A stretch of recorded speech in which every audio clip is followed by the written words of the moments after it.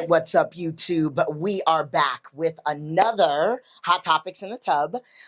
Today's hot topic is something that I've been talking about on Instagram. I went live on Instagram, and it's like a little compilation of all the little motivational reels. I hate the word motivation, but all the little hacks, I guess you would say, like food addiction hacks. This is what I specialize in.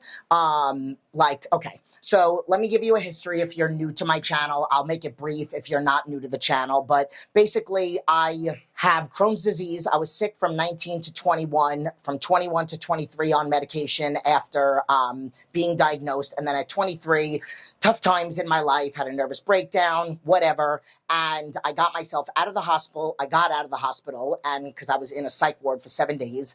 And I got my certifications. I actually got like 6 certifications within the first like 6 months or 3 months of me being a trainer. And then I started my journey as to being a health coach, and I wanted to help people with food addiction. How I was bulimic. So basically what I've done throughout the years, and then 14 years ago, my ex-husband and I opened up our own private studio. Then we started YouTube before everybody and their mother was on YouTube. And now it's like, I know I'm a bodybuilder and I know what I look like. And I talk about this all the time in my videos because I really I want people to not be afraid of what I look like. Like they assume that I'm going to be like a drill sergeant if they coach with me, but I really pride myself on my ability to be a chameleon with all my clients. So I might have a guy that I do have a guy that's lost weight and now he's bulking or was bulking for a really long time. Now we're doing a little mini cut and then we're going to go back to a bulk and I whoop his butt. Okay. And he doesn't have any like food addiction or anything like that. But then I have another client that has struggled for a very long time with food addiction, with self-sabotage. And this person is an online client. And every single morning, and I'm talking about one person specifically, I'm just giving you 2 random examples.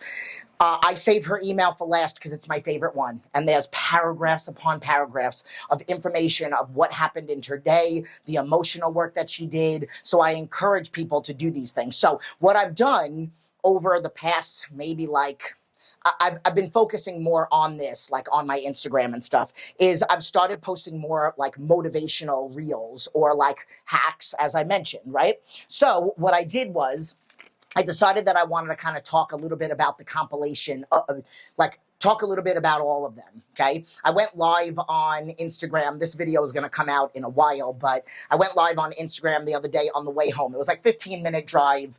Well, it was a 25-minute drive, but it was a 15-minute live after I dropped off my son at school because my other son stayed with his dad. Basically, what I'm going to do is kind of go over all the different things that I talked about. Now, when I started it out, it just so happened to have been the day that I posted a hack or something to think about where missing out, okay? I knew this was going to happen. I really hope you guys could still hear me. So one of my clients made a comment about missing out. Like she was going to a party and she felt like she was missing out on not being, and she ended up like sabotaging. She ended up eating off plan. However, I will say we worked through that. And then she did go to a party and she followed my little hack and she literally messaged me and said, I cannot tell you how much more present I felt with the difference of the 2 parties. I felt like I actually remember more about the last party. I felt more present. I felt like I could pay attention to what people were talking about. I wasn't so, like, she's a little bit of an introvert. She's like, I felt like I could pay attention more. I remembered people's names. And what she did was she ate a meal before the party and she thought about, like, she wasn't due. Now, here's the thing. I have a little bit of ADD. But what I do is I don't want you to think that, like, you're not able to have. Like, when you work with me, I have a client that's 117 pounds. She's got 6 kids. And she gets a refeed every single week. Like, every week. Burger and fries or sushi. She gets 2 to 3 glasses of wine. Has a dessert with her husband. So, like, these are things that you're able to have. But when there's no purpose to it, okay? Like there's a purpose to her. There's no purpose to the person that's having it when her body is not ready for it. So what I mean by that is my client that does it every week, she weighs in at 117 on Saturday. She does it, does her refeed per my guidelines. Sunday morning gets on the scale. She's like 116, 116.5, and then so on and so forth. So she's usually like down after the refeed. Somebody that is not, it's not a purposeful refeed, it's just a treat or a sabotage or totally eating off plan, an emotional eat, your body won't react to it right. So for example, that particular client literally got on the scale the day after and she put on 3 pounds. I've had people put on like, granted, you're not putting on all that body fat. A lot of it is water retention, inflammation. However, you're having to redo, like I tell people about how to think of things, right? You're having to like redo all the work. So if it took you all week to lose 2 pounds and now you put back on 3 or 4, and then it's probably going to take you, then some of that is inflammation. So you'll lose that within a couple days.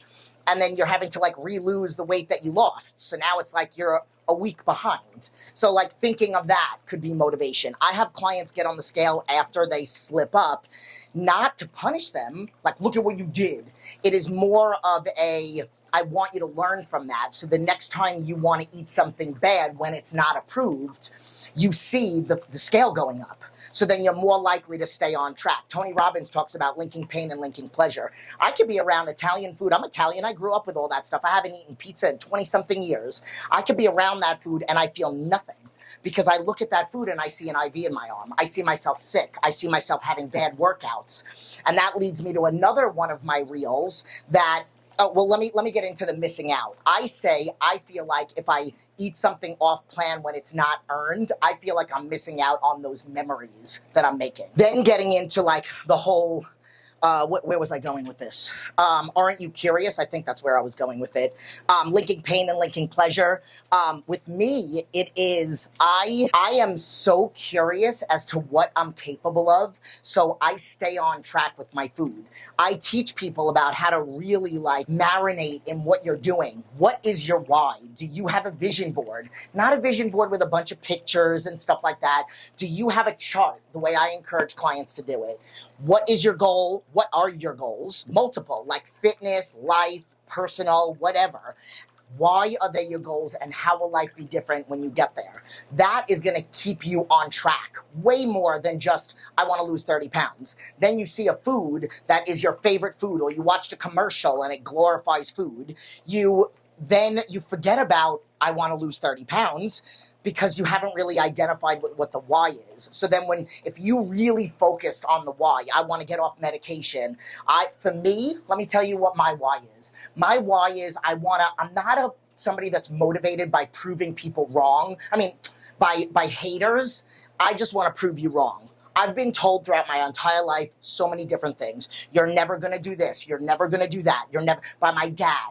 Like, you're too stupid. I'm not kidding. You're too stupid. You're never going to amount to anything. You're going to be working at this place. You're going to, whatever. Then getting into my Crohn's. You're having Crohn's disease. You're always going to be in pain, okay? Then you're never going to be able to put on muscle. I have a herniated disc. Be prepared. The doctor walked in the room. I was in the hospital for 4 days, and the doctor walked in the room and said, be prepared to never squat and deadlift again. And I was like, fucking watch me. So that is what I am motivated to do. I am motivated to see, like, I'm so curious. And I'm not curious to, like, beat anyone. Like, I don't want to outlift anybody. That's why it's like, I've never been, I know I've competed before. I don't care about the stage. I've never competed because I was motivated to get on stage and beat another girl. That's never been my thing. Like, I just want to come in with the best package. I want to come in looking the best. I also don't want to compete for a category because I don't want somebody telling me what I should look like. It just so happens that the frame that I like fit into something. I don't really think that it fits into anything anymore, but at the end of the day, I don't really care. Like, I don't even really think that I needed to get my pro card. I had a conversation with Jay Cutler. That's what led to me getting back on stage. I'm 46 years old. I got it when did I get it when I was 45? I think so. Yeah, I got it when I was 45. That for me, it's like I'm so curious to see what I'm capable of. I'm so curious to see how I can feel. I'm so curious to my energy. I'm so curious to how much I can lift, to the shape of my body, what I can change. I have been motivated by other people. Like I have followed competitors, and I've been motivated by people's transformations. Like I've seen some, like Candace Lewis Carter is my favorite figure girl, but I'm very motivated by LaToya Watts, who also was Miss Figure Olympia, because her transformation of her legs was like very inspiring to me, because her legs were very square, and then she got them to be very hourglass like Candace's. I didn't really see any transformation from Candace, or haven't dug deep into it. So like I was very motivated because I'm like, oh my God, look at what she did to her legs over the years. And I have patience. Like I'm not, and I hate to use the word easy, like I'm not somebody that says that bulking or losing weight is easier than putting on weight, but I will definitely say that it requires a lot more patience to put on weight, because you could lose 8, 10, 15, even 20, depending on how aggressive your weight loss goal is, pounds of fat in a month. Some of that's water. But you really can only put on 1 to 2, tops maybe 3 pounds of muscle a month. So that process is a lot shorter and requires a lot more patience. Another one, this is one of my first ones that I did that's pinned on my Instagram, is I don't believe in sweet cravings. I don't believe in food cravings at all. And I'm going to say something that I said in another one of my videos. I believe that you're craving something emotion, okay? I believe that when you sit there, and just because society has taught us about comfort food, which is not comfortable, we then are feeling lonely, unappreciated, whatever it is, and we broke up with somebody. I said this in the live too. We immediately want to go and eat ice cream when that's not making us feel comfortable. It's not making us feel loved. If you look up the definition of food or calorie in the dictionary, it says energy. It doesn't say love, affection. So I really challenge people to think about those things. What are you really craving? And then, not to get inappropriate here, but, think about if you were getting intimate, having sex with a significant other. Well, self-love, if you don't have anybody, do you ever stop in the middle and say, oh my God, I just want to eat some chocolate? No. So there are so many other ways to self-soothe. Be that, it could be go for a walk. It could be listen to comedy. It could be put on music. Music is one of the things that help me therapeutically. So if I'm super stressed, I will literally, like, if I have a problem that I'm like, God damn it, how am I going to get through this? By myself. I'm single. I have this house. I have a mortgage. I have a business. That I run with my ex-husband, but I still have to pay my half of the bills. I will just lay and be still and listen to music and calm the noises in my head. And then I will go about my day, do what I need to do. And when I'm more clear-minded, I will then go and try to tackle the problem and come up with a solution. When you go and self-sabotage or distract yourself, like a distraction of something healthy is going to lead to something good. A distraction of something toxic, which is food. Food is disease. Food is like cocaine. It is a food addiction. You're actually leading to more stress, because now you have 2 stressors. You still have the problem, and now you have all this unhealthy food. So whether you're on a weight loss goal or you're at maintenance or whatever it is, you're now probably have a stomach ache. Nobody eats something unhealthy and is like, oh my God, I feel like $1 million, like I could run a marathon. No.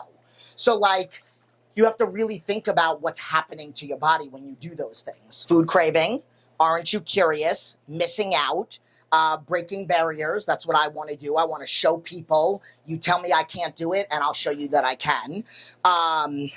I always tell people, this is how I live my life, okay? I used to have a decal around my car for Aguirre Fitness when I was married and we had our studio in California. Now I just have Jenn Aguirre Fitness on the back of my car. But I do that stuff because I always want to feel like somebody's watching. Like when I train hard like somebody's watching. When I prepare stuff, and I tell people, medical conditions, kids, and others that you want to inspire are great motivators. So whether I'm alone or not, I pretend like my kids and my clients are watching me. And I don't cheat, and I make sure that I measure all of my food, and I stay on track with my plan, and I don't cheat reps, and I do my workouts.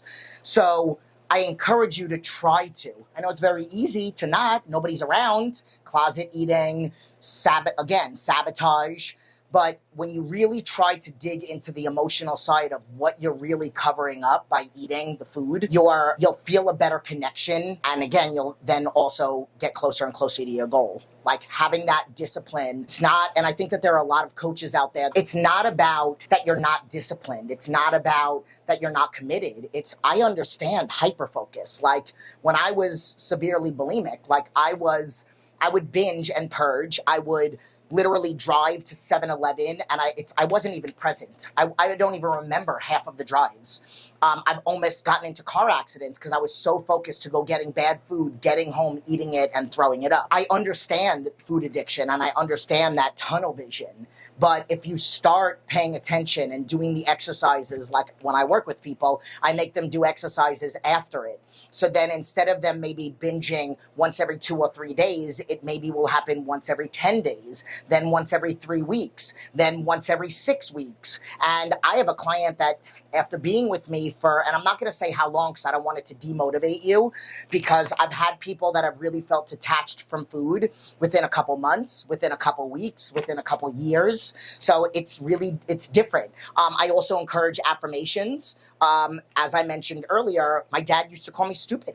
So for years, I used to say, and I said it wrong, I am not stupid. You're not supposed to say that. Your brain doesn't register the negation, so it only hears stupid. So I should have been saying I am smart, but it took me many, many years before I believed that. So I tell clients affirmations in the morning and at night. That's something that I learned in the hospital, but I took it to another level. So anytime I would have any negative internal dialogue, I would quiet the noises by giving myself 3 compliments. And you don't go from being depressed to being who I am today, where I recognize every little positive. I was just talking to a powerlifter friend of mine, and she said, I'm going to try and hit my numbers in 17 days. And I said, rephrase that, woman. And she goes, I'm going to kill it in 17 days. And then she said, thanks, Jen. I pay attention to those things because I had to pay attention to my own dialogue. So I encourage you to pay attention. Think about it. Would you allow somebody else to tell you that you're stupid? Oh my God, you're so stupid. I can't believe you did that. That would feel like crap. Why is it okay for you to talk to yourself that way?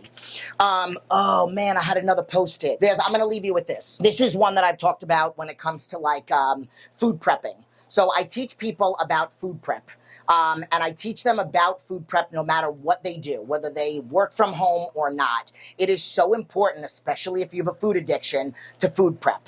Now, I want you to think of this. Somebody that's an alcoholic can avoid going to bars, right? And that's how they can break it. I'm not going to say it's easier for them, but I think it's a little bit more difficult to break a food addiction because you need food for survival. So you can't just go cold turkey and avoid the kitchen. You have to have some kind of coping skill. For me, when I was going through all that, I would eat in different areas. I would eat and then have something to do right after so I could check out of eating and into something else because I would emotionally want to keep going. So I teach my clients about not cooking as they go, because instead of being you have 1 day maybe or 2 days in the week that you cook for 3 days or 7 days, right? So when you are a food addict, going into the kitchen to spend 20 minutes each time if you work from home, or in a restaurant or whatnot, you're spending all of this time in the addictive atmosphere. When if you had everything prepared, you only have to go in the kitchen for 2 minutes to heat it up in the microwave, and then you bounce. So think about that. The next time you decide to not food prep, you're saving yourself from all that extra time too, and from the possibility of then wanting to eat more or being in that environment and wanting to have a bigger serving or not get your scale out. You know what? I am going to go get the other Post-its, so hold on. Okay, so I did have 2 Post-its, but some of the notes that I put on the second Post-it, I already addressed. So we're all good. So listen, I hope that this helps somebody. I love to work with people intimately. I am anybody that has any food addiction, has never followed a plan, has an aggressive weight loss goal of anything more than 20 pounds. I know you might not think that 20 pounds is aggressive, and then of course, big aggressive goals. I always recommend my daily check-ins. I have multiple programs right now. I have 4 options. Right now, I don't have the option of coming into the studio in Vegas because I'm booked. I really don't have the option of training you on Zoom in the evening, but I do have a couple openings on training in the morning on Zoom. And then I probably have 2 more slots for daily check-ins, because as of right now, I'm waking up at like 3:06.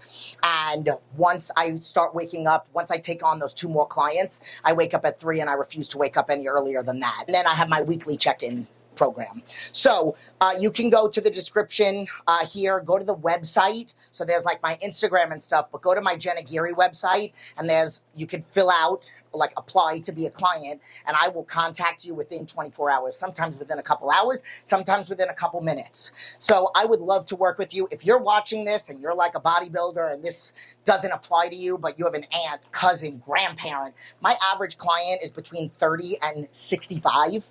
I work with a lot of women through menopause. I've helped multiple women get off medication.